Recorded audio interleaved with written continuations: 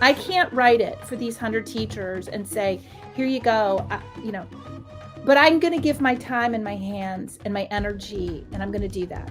Yeah. But I need people on the team. It's a team effort. Who are like, take all my money. Yeah, exactly. Because when you shared in our Sunday school class, I was like, take all my money. And Brian was like, no. all of our money. We could give her some. We can't give all of it. And I was like, but I know some people who may be willing to part with a few dollars. Right. So yeah, I went to a seminary that TCWM has implemented there, and I went to Uganda. And what I'm doing is I'm taking a lot of the extras, a lot of my extra clothes, a lot of my husband's extra clothes. He doesn't know that yet, so maybe he won't. He's downstairs. I don't want him to hear it. So we're not actually going to Africa, but we kind of can through a very special guest that I have today. Her name is Dr. Ashley Guess. She recently completed a missions trip and reported on her week in Uganda. And y'all, it just touched my heart in such a way I can't not share it with you. And she's trying to go back to do some additional work, which she's going to talk about in just a minute. In order for her to go back and serve, she has to raise the funds, right? This is what always happens. And so at the end of this video, there will be a link for a 7-day devotional that another dear friend has written called Faithful and True, Developing a Heart for the Nations. And for a small donation, you can receive a digital copy of that devotional and help to support Ashley going back to Uganda. And so in a way, we all get to go with her because we all get to be part of the team. So here is my interview with Dr. Ashley Guess.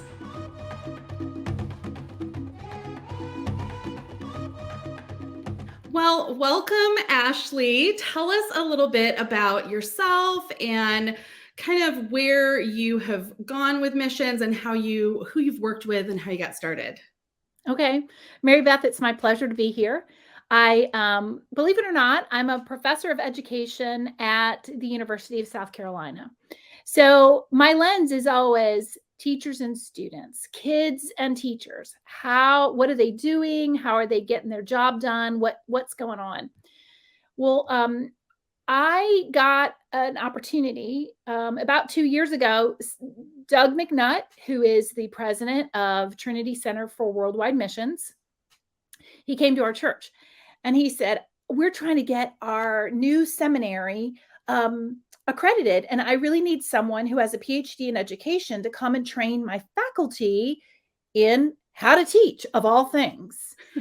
And so I said, hey, I could go. For my job, my expertise is actually in STEM and STEAM education. Okay. And I've had the opportunity to travel all over the world with that. And so I thought I could do this, it's what I do anyway. So I got to go this past December. God made me wait 2 years till we actually could get it all together. But I went this past December for a whole week. And I got to train the faculty there. And while I was there, I also got to go visit schools and meet children and meet teachers. And so I'm kind of here coming off that amazing trip and just like overflowing with, can I share with you? Can I share with you? Because honestly, I went with the idea that I'm going to be like the professor. I'm going to teach everybody everything.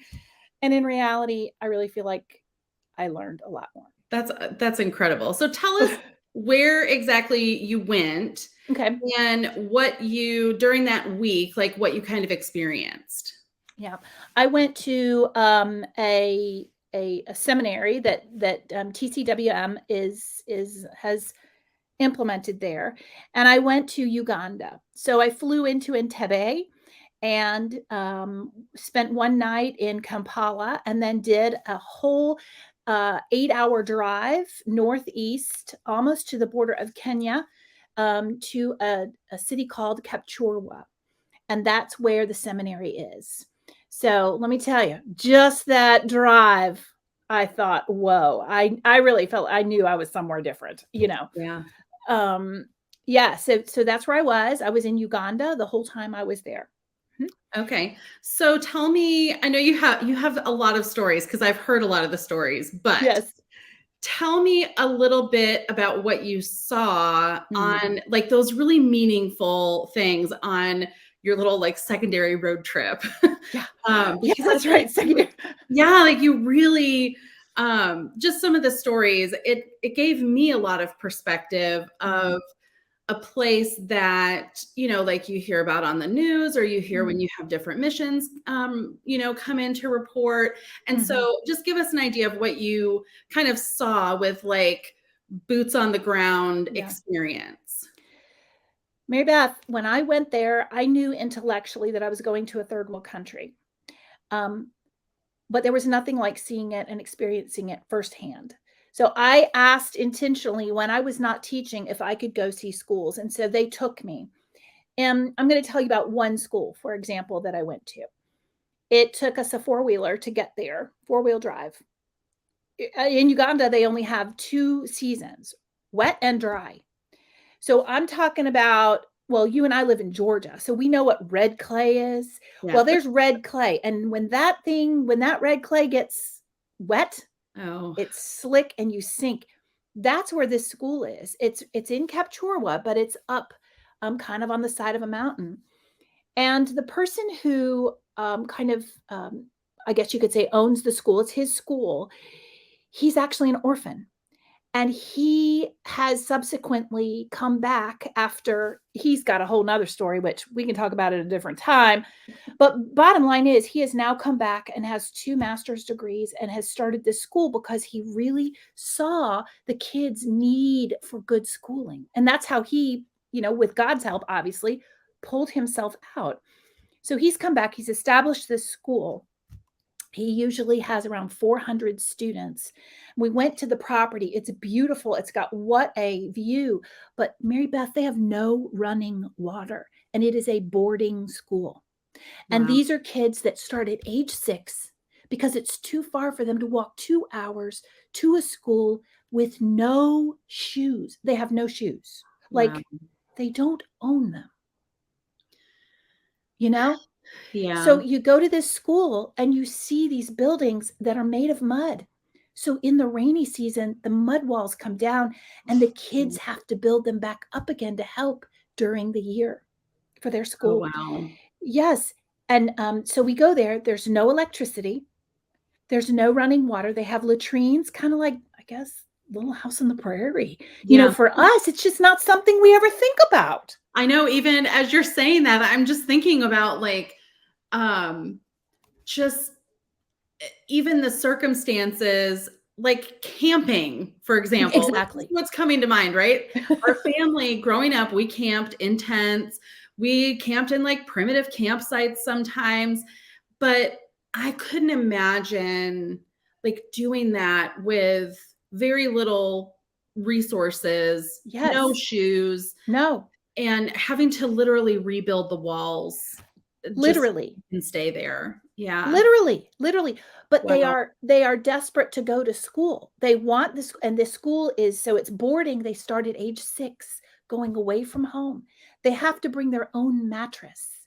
If they Wow. don't have their own mattress, which many of them don't, they double and triple up on a single mattress. Wow. Yes, a lot of them only have one outfit to wear for the whole year. It's pretty incredible. I was struck by this, you Yeah, that's know? a lot to take in. It Yeah. was a way lot. Yes. When you ask what kind of supplies they have, they really have next to nothing. I mean, in my job, I also work with school districts.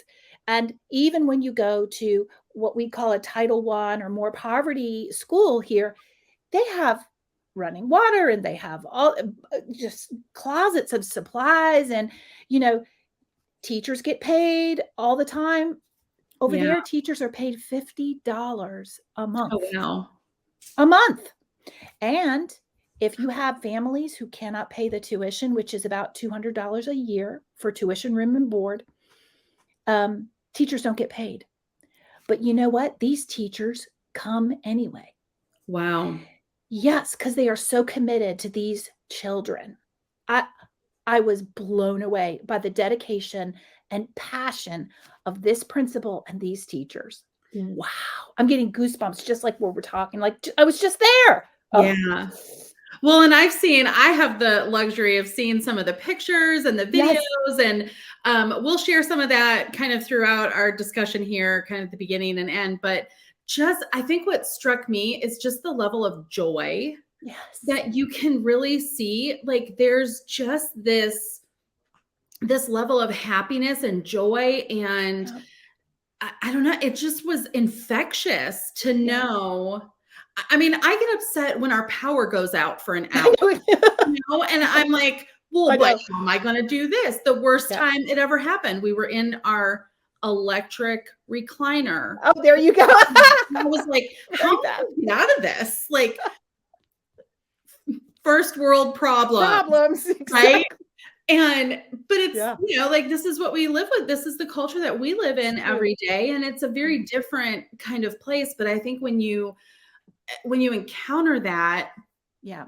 you think that must be miserable. But then you see this level of joy and just, I don't know, it just was infectious to see the Yeah. joy. So tell me a little more about kind of that aspect of it, not just the conditions, but what did you really learn just from the people around you? Like, tell me about some of those experiences. Yeah. Well, first of all, I learned a new way to sing and worship, which was amazing. Over here, well, I don't go to a what do I want to say, Pentecostal type church. So we're kind of like, quiet and Yeah. everybody stays. But over there, it's all out, and you are people dancing on the stage. And we woke up and worshiped and we went to sleep and worshiped. Okay. Wow. Before we went to bed. And I have come home. My husband, I told this story the other day. I have come home and that has stuck with me. I'm up singing the songs I heard there, and I go to sing them all day long. And it has now been 2 months and it hasn't gone away. Oh, wow. Yeah, I was baking the other day, and my husband came in, and we've been married 25 years, just about 25 years. And he came in, he put his arm around me, and he goes, "Boy, I sure like this person who came back from Africa." And Wow. I hope he liked me before, but that goes to show you, it's just like Yeah, there's been a change there. a change, Yeah. like a legit change. But I'll tell you, Mary Beth, the other thing that I learned was that they really have a work ethic. So I went in there thinking, okay, again, how can we help you? Well, how can we make your life better? Well, the thing is they would gently correct me and say, they called me prof, but prof, we want to work. Just help us get the work. Like one lady, I found out how to get a dress. So I was there for their first graduation. I wanted an African dress. So we go to the tailor's. She has this amazing shop, all these fabrics, very nice cotton, but it's a dirt floor, and you take your shoes off before you go in, and you meet with her and you pick your fabric, and then she plops all these books on and she says, "Okay, what do you want?" And she measures you, and you pick out 2 dresses or a skirt or whatever you want. She makes it in 2 days, and she doesn't Wow. have electricity. So she makes it with a pedal sewing machine. Okay. Oh, It's wow. custom made for me. It was $25 for 2 dresses. And I was like, "Can I give you some extra money to help you?" And she said, "No, I just want work. Yeah. Come back and bring me work." And I thought, okay, I need to get an attitude adjustment here. Do you Yeah. know? That's Just so, joy. oh, Mhm. it's just so encouraging, So like encouraging.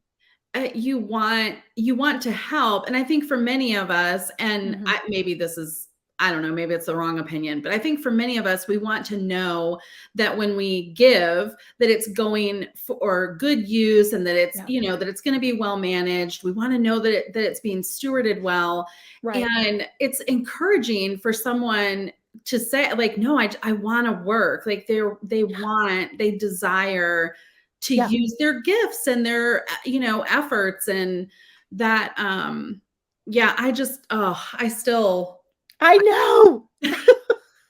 I've It's heard true the though. story twice now, and I'm still like, oh, I just love, like, I can see so clearly why you want to go back. Oh, And well, why and the there's still reason, work to yeah, do. I want to go back because here's what I found out. That if you can imagine these teachers in all these rural areas, they have no electricity. So let's just not even talk laptop. Yeah, Okay. Don't even go there. They have no access to professional development. But you know what? I can go. I can yeah, donate my time. So normally I would a consulting fee or whatever. No, I can go. I can donate my time. And I have been asked if they could bring teachers to this central location, to this seminary. Um, and the thing is, as I said, how are they going to get there? They only have $50 a month. It's going right. to cost some of them about $15 for travel. And I thought, I'll only come if they don't have to have any cost. You Yeah, know, I'll only come if I can raise it, because that's just awful. I mean, it's taking food out of their children's mouths, literally. yeah, yeah. So this is what I want to do. I feel called back to do this in May. And then without me even meeting them, the Church of Uganda has also heard, I guess they started looking me up or something. And they've actually now asked for me to come and train 150 of their teachers for the Wow. second week that I'll be there. And I said, I'll try. I'll do my best. Yeah. So that's what I'm What an hoping to amazing do. opportunity. I know. Oh, so tell me, because I want to hear a lot about this, but I also want to know more. Tell me about this new person who's come home. What's different Yeah. about her? Oh, Tell me about the experience now being home and kind of seeing things with these fresh eyes. well, first of all, let me say that my daughter is going to be really freaked out when she comes home, because as a result, it's like this wild person at home was like, we have so much, we're getting rid of it. We're getting Yeah. So she's in college and she hasn't been there to protest. So, Yeah. you know, I'm just like, look at these. How many pairs of shoes do one of us need? The shoes thing has stuck in my head. And so I'm just moving it out. I'm moving it out, because we have a bounty. And Yeah. what I'm doing is I'm taking a lot of the extras, a lot of my extra clothes, a lot of my husband's extra clothes. He doesn't know that yet, so maybe he won't. He's downstairs. I don't want him to hear it. My son's extra clothes. I mean, I'm taking him to a secondhand store. Yeah. And then everything that I'm earning from that, I'm putting aside to go back to Uganda. Oh, I'm that's not great. saying we're running around with no shoes, okay? But I just took a pragmatic look at what Mary Beth, the first inkling of this was when I was on my way home. You have to fly through Amsterdam. And I had to do my Christmas shopping in the Amsterdam airport, okay? Because I was just coming home. There I was. And I thought, okay, I didn't know there was any big difference in me until I was buying a purse for I have 4 kids. My oldest is 32 and my youngest is 19. So I was buying a purse, one for my oldest daughter, one for my middle daughter. And they're so cute. They're in the shape of a tulip. They were $80 a piece. Oh, wow. And as I paid that money, and I'm just telling you, I can't even talk about it without just, as I'm paying that money, I kept thinking to myself, one child could almost go to school for a year. And I'm Yeah. buying 2 purses. Do you see Yeah. what I mean? It's just put things in a different perspective for me that I just, again, I knew it intellectually, and now that when you see it yourself, you see commercials, oh, you can help these people and blah, blah, blah. But I mean, I've been there and I'm going to Yeah. go back to the people I met and I'm going to serve them. Yeah. That's what I want to do now. So, yeah. So as a result, things are changing around my house. Isn't it incredible though? Like when you get those, I think that happened, and a lot of the folks watching this know our story and the idea and the kind of feeling of the walls closing in on us after Yes. our adoption and Yeah. needing more space and like Yeah. thinking that the answer to everything is more, more, more. But I mean, just really realizing how much joy, like, it's like you just open up all this space for there Yes. to be abundance and joy. And it's not the abundance that you think it is. And that's what Nobody I yeah, think. but the burden was, like, Yeah. lifted off. It was almost like I felt so happy about doing this. Yeah. It's weird.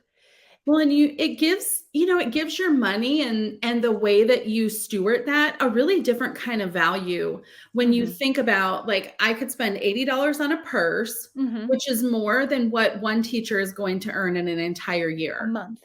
No, a or month. in a month, right? In a Mhm. month. And so it just, I don't know, it just changes the way that you steward what you have. Mhm. And like you said, it's not like you now you just go without shoes because you're going to be in solidarity with others, right? But No. no, it really changes the way I think you look at the power that your money really can have, and then how you spend that on yourself. And yeah. Yeah, so that has been amazing for me, and now everything I look at, it's kinda like with a new eyes. Even going to the grocery store, okay, this is gonna sound crazy, but I really my husband's like, "Oh gosh, I guess we're gonna be on a diet now that you've come back from Africa." Listen, the produce over there was amazing. I've never tasted a mango like that, ever, ever, ever. Oh yeah. Never tasted pineapple.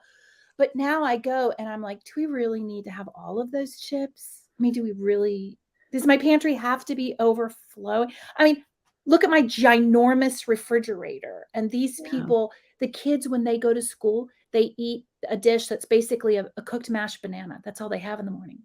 Oh wow. That's all, okay? It's not a guilt thing. I wanna make that clear. It's weird. I don't feel guilty. God's provision for me has been a bounty, but I feel excited to give what I've got away now. Yeah. I don't know if that sounds dumb. It may No, sound dumb. no, I don't think that sounds dumb at all. I think it really does. I think this is one of those things that we all kind of need a perspective shift sometimes, Mm, mm, especially when we kind of get caught in that hamster wheel of just like head yeah, down, do my job, raise mhm, my kids, go to church, live my yep, life. Like, these are the things that everybody does. We yep, can really find ourselves kind of just going through the motions and not yep, really taking a step back and saying, like, okay, someone else doesn't live like this. I wonder right, what I can learn from them. And how yes, can I, in turn, you know, have some impact on their lives too, which it sounds like you really have had. If they're asking for you to come back and now they've told their friends, I right? know they've told their friends, mean, gosh, that you did, that, and I just know from knowing you, like, there's something that you did that was I don't know. and infectious to them too. Um, from knowing you, I know your excitement and the experience, and like, you're just such a, oh, you're just such a joy, Ashley. Thank you. I think it's actually, Oh, you know what, Mary Beth, though, when you and I were talking about this the other day, you know what you impressed upon me, though? I said, "Okay, you coming with me, Mary Beth?" And you were like, "I am a sender, not a goer." But mhm. you know what? I came home and told my husband, I said, "But that means she's part of the team." Do you know what I Yeah, mean? Like, I can't go okay, let's be honest. I'm a teacher. I don't care if I'm at a college level or what. They don't pay teachers like billions of dollars. I just don't make that money. And I'm the sole support for my whole family. okay, yeah, And so let me say, I can't write that check. I can't write it for these 100 teachers and say, here you go. But I'm going to give my time and my hands and my energy, and I'm going to do that. yeah. But I need people on the team. It's a team effort. Who were like, take all my money. Yeah, exactly. Because when you shared in our Sunday school class, I was like, take all my money. And Brian was like, I we can't give know. her all of our money. We could give her some. We can't give all of it. And I was like, but Yeah. I know some people who may be willing to part with a few dollars. Right. So yeah, Yeah. I'm really excited about this opportunity. And Mm. I just have one last question for Yeah. you. So tell me about what you now have as a different experience and how you can share the gospel with someone who maybe does not yet know Jesus. Oh, wow. So I had the opportunity to do this actually during I was working, and there was a teacher. I'm not going to tell you where, but she was crying and she was devastated. And she's like, my job is overwhelming me. And she teaches at a Title I school, and it's so much, and it's just so much, you Yeah. know? And I just held her hand and I said, I want to tell you about an experience I had recently. I went to Africa. I know you went there. And I was like, but let me tell you what I learned. You know, I learned about grace in a way that I've never actually tangibly experienced it on this earth. The only way I've ever felt it before is what Jesus did for me, you Oh, know? And so the graciousness of the Ugandan people was, they were so understanding of my horrible non-existent Swahili, about all the missteps I'm sure I made in their culture, about all of that I was learning and my billion, zillion, trillion questions. We cried together and we laughed together and we worshiped together. And they showed me a level of grace that I have never, ever, ever experienced before, ever. And wow. I think it's because they genuinely have joy. You know, the people I've met, listen, they're poor, but they give everything. They give, it's like the widow's mite. They give everything. I've Yeah. never experienced that before. And so I told her about it, and she and I cried together. And I don't know what will happen, but Yeah. I walked away exhausted from that day, but praising Jesus. Yeah. Oh, that's so It was wonderful. cool. That's Yeah. the only way that happens too, is through him, right? Mhm. That's the only Absolutely. way that that happens, because if left to ourselves without the Spirit to really drive us and sustain us, we can't have that kind of fruit out of We any of can't. it, you know? No, Like, we just can't do it on our own. And no. so what a beautiful testimony to Yeah. grace and just walking in God's will and seeing what fruit it bears. That's yeah, and telling others. I love And that. telling others. And to be honest, Mary Beth, it's a little scary because I was like, okay, I'll come. I'll do my best. I'll try to raise the funds that we need. And I just talked with them today and they were like, okay, how's it coming? You have to buy your ticket in a week. And I went, we're waiting on the Lord. That's all I know, you know, and that's where we are. And that's a lesson for Yeah. me. Yeah. Oh, yeah. Oh, well, that's wonderful. Oh, thank you so much for sharing with us today. And I will leave all of the information in the description below so that everyone can find all of the resources that we have here. And I'll talk more about that in just a minute. So Great. thank you again, Ashley, for joining me. I really appreciate it. Thanks, Mary Beth. Well, friends, I hope that you enjoyed that interview with Ashley as much as I did. And you can find that link in the description below. Let me give you a few instructions when you get there. So once you click on that link, you are going to have the option of the amount that you'd like to donate. And then you'll see a drop-down menu that says, I want to support. And that's where you'll select the at what cost / devotional. So that will ensure that any funds that you are donating go directly to Ashley's mission. You'll fill out all of the information with a secure donation form, and you'll receive a receipt for tax purposes if you so desire. Within 24 hours, you will receive your copy of our 7-day devotional, Faithful and True, Developing a Heart for the Nations. Thank you again for watching this interview. Be sure to share with your friends so that they don't miss out on the opportunity to travel to Africa.